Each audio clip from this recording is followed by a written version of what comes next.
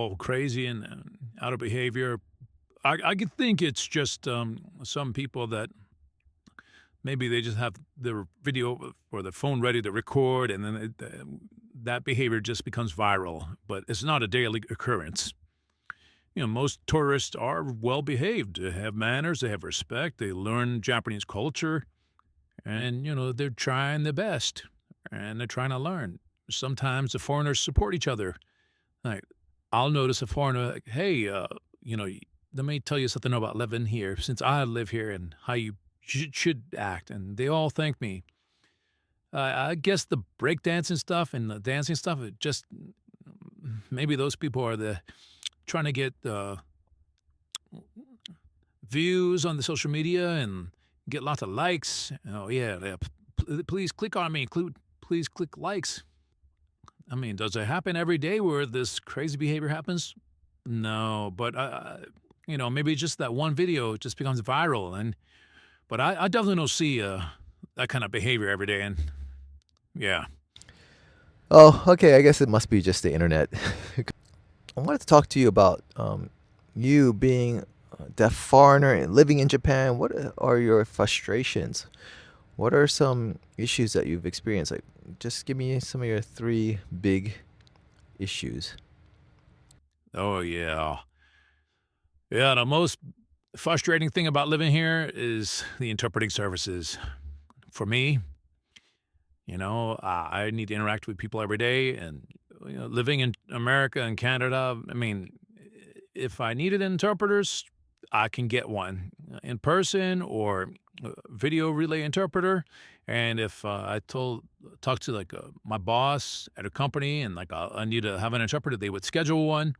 But in Japan, a lot of the employers do not want to hire an interpreter. They prefer to have one-to-one conversations that's private. And I'm like, wait, you want a one-to-one conversation with me? Oh no, like for example, my job, they don't want to have an interpreter. They prefer to just text to me, and then we have to use a Japanese to English translation and vice versa. And for me, I want to explain clearly about some situations related to work, and I don't. It's not the equivalent to my sign language, so and they don't really get the whole gist of it, and they're just like, okay, and they just put me into places that they don't really see uh, my value, and I'm trying to explain to them like all the stuff that can be improved. So a lot of yeah, the communication is a big issue, and not having any interpreters.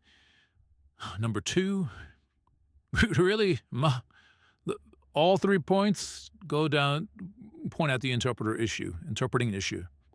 Like if that is worked out, then everything will be fine.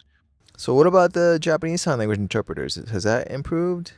So it's well, you need to book and reserve your interpreters way in advance. It can't be last minute. There's no last minute video relay interpreters either. I mean, there is a relay service, but you have to pay a monthly subscription for that service. Wait, you gotta pay?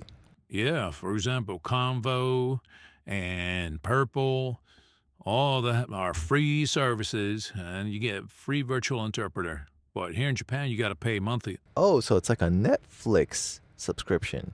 Yeah, yeah. It's almost 44,000, $40, 4,000 yen, 4,000 yen, 4000 yen. 4,000 yen. Yeah, So that's about 4000 yen. yes, that's correct. Yeah, you got to pay for that. Sometimes they're not available. Is it a 24-hour service? No, no, it's limited. No. So it's can be frustrating.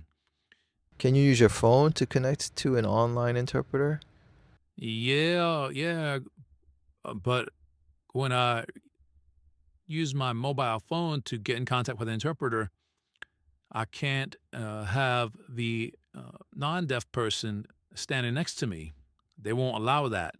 I have to make sure that when I use the online interpreter, they have to make a phone call to the hearing person, so they cannot be in the same room with me.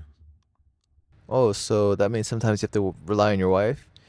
Yeah, but I don't like doing that because my wife gets a little stressed, and sometimes I don't want people to misunderstand me when I'm using my wife to interpret for me. Like, for instance, for my job interview, think that I'm going to need to rely on my wife during the job interview, and then they're going to have a bad impression of me and think that it's going to be a lot of work. So I do try to do the job interview directly, and then like have the interview directly with them. But also, I prefer to have an interpreter.